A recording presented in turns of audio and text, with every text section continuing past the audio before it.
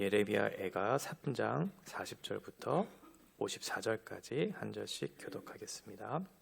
우리가 스스로 우리의 행위들을 조사하고 여호와께로 돌아가자.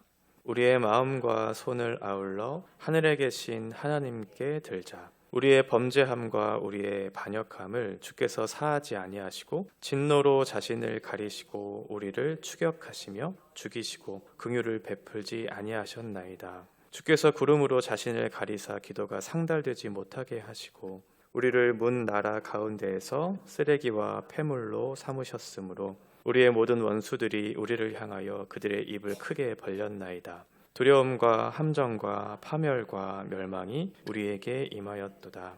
딸 내 백성의 파멸로 말미암아 내 눈에는 눈물이 시내처럼 흐르도다. 내 눈에 흐르는 눈물이 그치지 아니하고 쉬지 아니하며 여호와께서 하늘에서 살피시고 돌아보실 때까지니라. 나의 성읍의 모든 여자들을 내 눈으로 보니 내 심령이 상하는도다. 나의 원수들이 이유 없이 나를 새처럼 사냥하는도다. 그들이 내 생명을 끊으려고 나를 구덩이에 넣고 그 위에 돌을 던지며 물이 내 머리 위로 넘치니 내가 스스로 이르기를 이제는 멸절되었다 하도다. 아멘.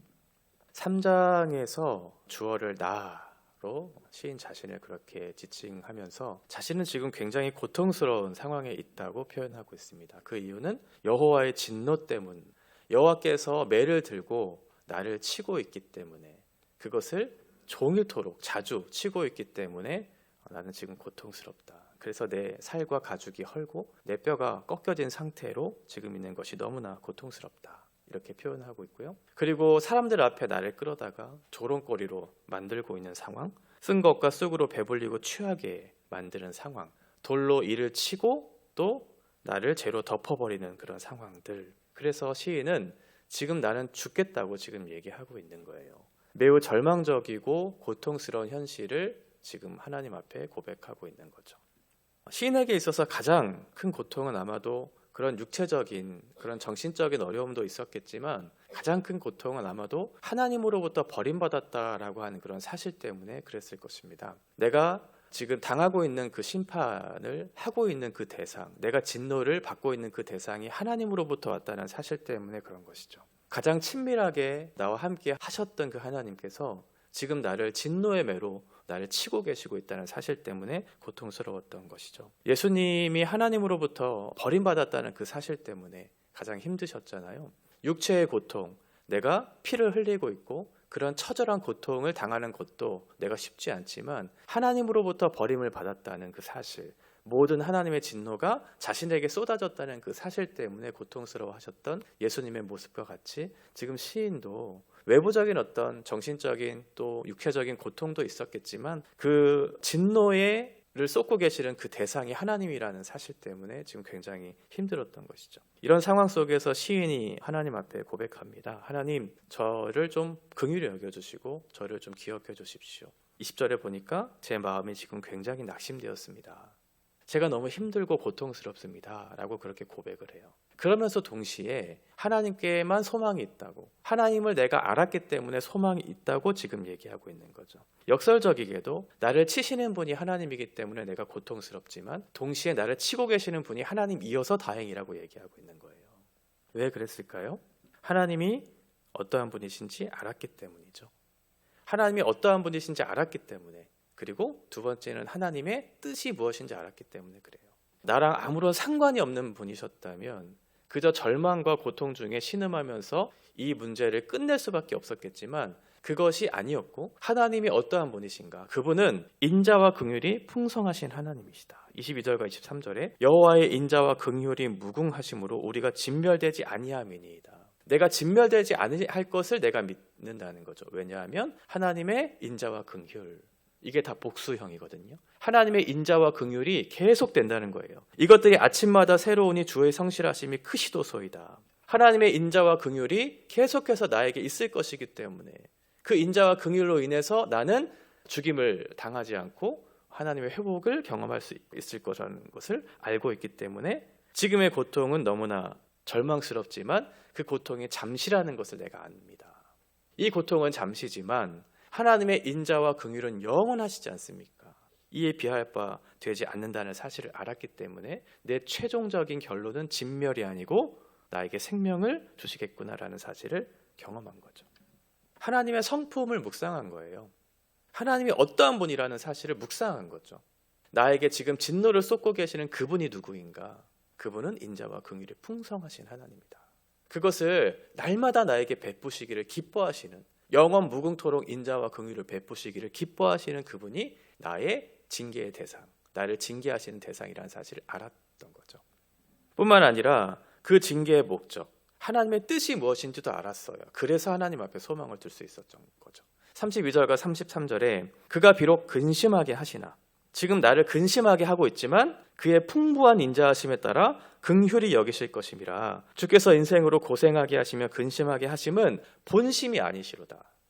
하나님이 나를 근심하게 하는 것 같지만 나는 비록 그 고통과 절망 가운데 있어서 힘들지만 그것은 우리를 고생하게 하시고 근심하게 하시는 것은 하나님의 본심이 아니다. 우리를 향하신 분명한 뜻과 목적이 있다는 사실을 가르쳐 주면서 그 인내의 싸움들을 싸워낼 근거들을 알려주는 거죠. 하나님의 성품과 하나님의 뜻을 묵상했더니 지금 시인이 깨달았어요. 비록 지금은 근심 가운데 있지만 근심 대신 찬송의 기쁨을 우리에게 줄 것을 알고 있었던 거죠. 그 시인이 오늘 본문에서는 주어를 나에서 우리로 바꾸고 있어요. 깨달았잖아요. 그 하나님이 어떠하신 분이고 하나님의 뜻이 무엇인지를 깨달았으니까 이것이 너무나 감격스럽고 너무나 소망 가운데 있다는 사실을 발견했던 거죠. 그러니까 이것을, 이 좋은 소식을 나누고 싶은 거예요. 우리로 바꿔요. 이 모든 좋은 소식들을 우리로 이렇게 바꾸면서 우리가 하나님께로 돌아가야 할 내용들을 이제 고백하고 있는 거죠. 우리가 스스로 우리의 행위들을 조사해 보자. 하나님께서 내린 진노, 이것은 분명한 원인이 있는 거죠. 그냥 무작정 하나님이 기분이 나빠서 우리에게 진노를 쏟으신 것이 아니다. 그러니까 우리 스스로 우리의 행위들을 한번 조사해 보자. 우리가 넘어진 지점이 어딘지를 확인해 보자. 그 원인이 무엇인지를 정직하게 살펴보자. 그리고 우리의 손을 들고 마음을 기울여서 하나님 앞에 나아가 보자. 회개하는 거죠. 회개하면서 기도하는 거예요. 우리의 넘어진 지점들, 그것을 정확하게 인지하고 하나님께 돌아가기 위해서 우리의 마음을 하나님 앞에 기울이고 우리의 손을 들어 하나님 앞에 기도하자. 그렇게 회개하는 거예요. 그때 하나님께서 그 기도를 들으시고 우리를 돌이키시고 회복시켜 주실 것을 알기 때문에 그렇게 하자고 요청하는 거죠. 그런데 이 과정이 결코 쉽지 않다는 것을 알고 있죠. 그동안 이스라엘 백성들은 반복해서 끊임없이 습관적으로 죄를 지었던 상황이었거든요. 그런데 그 죄에서 돌이킨다는 것은 결코 쉬운 일은 아니죠. 우리가 육체의 그 게으름을 따라서 살다가 운동을 하려고 하면 굉장한 고통을 겪게 되잖아요. 그리고 절제해야 되는 것도 많아요. 음식도 절제해야 되고 시간도 잘 활용해서 그것을 시간을 쏟아서 활용했을 때 우리의 육체의 건강을 회복할 수 있는 것처럼 고통스러운 상황들이 있죠. 그런 내적인 어떤 상황도 있지만 외부에서도 우리를 괴롭혀요. 지금 우리가 하나님께로 돌아가자라고 했을 때 이 내용을 가장 싫어할 사람이 누굴까요? 사탄이겠죠. 그동안 나와 친밀하게 지냈던 네가 떠나간다고 하니까 사탄이 얼마나 괴롭고 힘들겠어요. 어떻게 해서든 붙잡으려고 하겠죠. 그래서 우리에게 맛있는 음식도 줘요. 달콤한 유혹들을 우리에게 계속 주죠. 가지마, 좋았잖아. 그리고 시간도 잘 활용하지 못하도록 우리의 눈과 귀를 즐겁게 하는 것들을 계속해서 주죠. 같이 있자. 육체가 원하는 대로 함께 가자. 이렇게 내적인 외적인 여러 가지 유혹과 시험들이 있을 때 그때 시인이 뭐라고 고백해요? 눈물로 호소해요. 이게 쉽지 않다는 걸 알기 때문에. 49절과 50절에 보면 내 눈에 흐르는 눈물이 그치지 아니하고 쉬지 아니하며 여호와께서 하늘에서 살피시고 돌아보실 때까지다. 눈물로 지금 호소하는 거예요. 시인이 경험했거든요. 이렇게 하면 우리가 회복될 것을 아는데 그런데 우리가 같이 돌아가자고 했을 때 과연 저 사람들이 그 말을 듣고 함께 설득당하고 함께 그 길을 갈 수 있을까라고 하는 그런 쉽지 않은 과정이라는 것을 알았기 때문에 눈물로 호소하는 거죠. 여호와께서 살피실 때까지, 여호와께서 돌아보실 때까지 우리가 계속해서 주께로 돌아가자, 나아가자, 그렇게 얘기하고 있는 거죠. 하나님을 떠날 때 다시 돌아온다는 것은 그렇게 쉬운 과정은 아니죠. 더군다나 멀리 떠났을 때는 더 그렇죠. 멀리 떠났을 때는 다시 돌아오기까지의 과정이 너무나 힘들다는 걸 알기 때문에 그냥 체념하기 쉬워요. 이제 포기해야지. 마라톤을 할 때도 눈에 보일 때, 앞에 있는 사람이 눈에 보일 때는 포기하지 않는데요. 그런데 눈에서 멀어지고 안 보일 때는 포기해버린대요. 너무 멀리 있다는 사실, 스스로 포기하는 거죠. 자포자기하면서 체념하는 거예요. 그러나 포기하지 말아야 한다고 시인은 얘기하고 있어요. 왜냐하면 우리에게 결승점이 있기 때문에, 분명한 끝이 있기 때문에, 그리고 그 끝에는 하나님께서 우리를 기다리고 계시고 우리의 눈물을 닦아주고 우리에게 눈물 대신 기쁨으로 변화시켜 주실 것을 알기 때문에 포기하지 말라고 얘기하는 거예요. 지금의 인생이 너무나 힘들고 고통스럽다고 해서, 하나님이 없는 것처럼 절망스러운 상황이라고 해서 우리가 스스로 포기하거나 체념하지 말아라. 지금의 상황은 우리와 하나님 사이에 구름이 덮인 것처럼, 구름이 가린 것처럼, 하나님의 기도가, 하나님께로 올려드리는 기도가 상달되어지지 않는 것처럼 느껴지는 그때라도 포기하지 않고 돌아가야 한다. 하나님께서 돌아보실 때까지, 하나님께서 살펴주실 때까지 우리의 기도를 포기하지 않아야 하고 우리의 마음을 기울이는 것을 포기하지 않아야 한다. 상황은 좋지 않지만 우리는 여호와께로 돌아가야 한다고 끊임없이 지금 시인이 얘기하고 있는 거예요. 46절에 비록 자신들은 문 나라 가운데 쓰레기처럼, 폐물처럼 여겨지고 있을 것 같고, 모든 원수들이 입을 벌려서 우리를 조롱하고 있는 것처럼 보여지고, 성전과 성벽이 무너지고 왕궁이 무너지고 집이 무너지고 모든 사람들이 포로로 끌려가는 이러한 절망적인 상황, 원수들이 나를 사냥하고 생명을 빼앗으려고 구덩이에 우리를 넣고 돌로 우리를 치고 던지고 있지만, 그래서 아무런 소망이 없는 것 같지만, 그렇다 할지라도 우리를 존귀하게 바꾸어 놓으실 하나님을 신뢰하면서 눈물로 호소하고 있는 거죠. 내가 보았다. 하나님의 인자와 긍휼이 우리의 절망보다 더 크다. 그리고 우리를 근심하게 하는, 우리를 이 고난 가운데 두신 것은 우리를 멸망시키기 위한 목적이 아니고 하나님의 본 마음이 아니다. 우리를 새롭게 회복하게 하실 하나님의 뜻이 있다는 것을 나는 보았다. 그러니 너희도 함께 그 길을 걸어가자고 호소하고 있는 거죠. 이 모든 과정들을 시인이 용감하게, 담대하게 고백할 수 있는 이유가 무엇일까요? 예레미야 5장에 보면 이 모든 과정들의 모든 계획과 과정과 완성을 하나님께서 하시겠다고 말씀하셨기 때문에 그래요. 21절에 보면 여호와여 우리를 주께로 돌이키소서, 그리하시면 우리가 주께로 돌아가겠습니다. 내가 돌아가겠습니다가 먼저가 아니고 우리를 돌이켜 주십시오. 하나님께서 먼저 그것을 하시겠다는 거잖아요. 당신의 성품을 우리에게 가르쳐 주시고 당신의 뜻을 우리에게 가르쳐 주실 때 너희가 돌아오라고 얘기하지만 결국은 하나님께서 하시겠다는 거예요. 여호와의 열심히 우리를 이 구덩이에서 끌어낼 것이고 우리의 눈물을 기쁨으로 바꾸어내셔서 하나님의 거룩한 자녀답게 회복해 주실 것에 대한 메시지를 주고 있는 거죠. 우리가 겪는 이 고난, 이 절망적인 상황을 이길 수 있는 방법, 첫 번째는 우리 자신을 돌아보는 거죠. 우리 자신을 먼저 돌아봐야 돼요. 이 절망적인 상황에 그저 불평과 원망을 하는 것이 아니고 왜 그럴까? 그 원인이 무엇이었을까를 정직하게 생각해 보는 거예요. 우리가 넘어진 지점을 생각해 보는 거죠. 그리고 두 번째 해야 되는 건 하나님 앞에 간절히 회개하는 거예요. 손을 들고 마음을 기울여서 하나님 앞에 나아가는 거죠. 형식적으로 기도하는 것이 아니고 옷을 찢는 것뿐만 아니라 우리의 마음을 찢으라고 그렇게 얘기하시잖아요. 우리의 마음을 찢어서 우리의 죄악된 현실들을 하나님 앞에 정직하게 고백하고 이 죄를 가볍게 여기거나 죄를 변명하지 않고 정직하게 자신의 죄를 고백하고 마음을 열어서 진실하게 하나님 앞에 회개하는 거죠. 그리고 이 모든 현실에 대해서 다른 사람에게 책임을 돌리지 않는 거예요.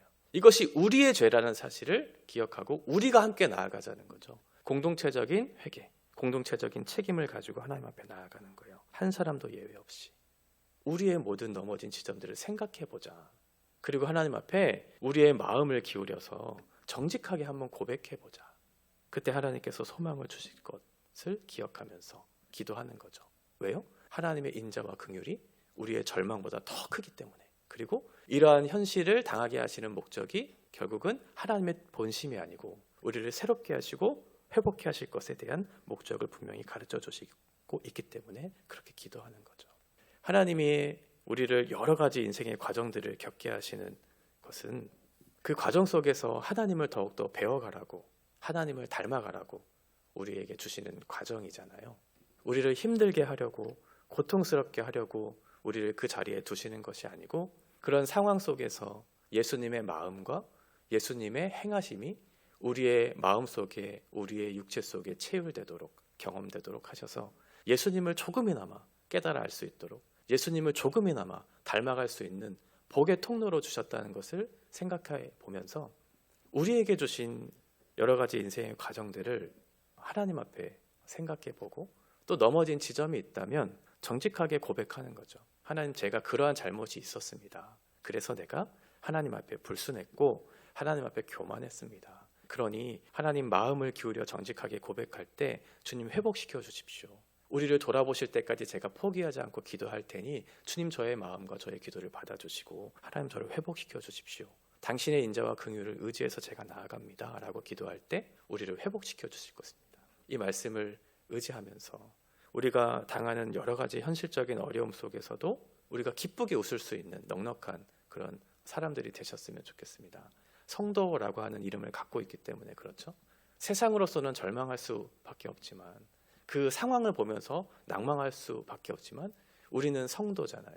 하나님께서 보내신 성도로서 이 땅에 부르신 그 뜻과 목적들을 헤아려 가면서 하나님을 닮아가는 과정 중에 있다는 사실을 기억하는 거죠.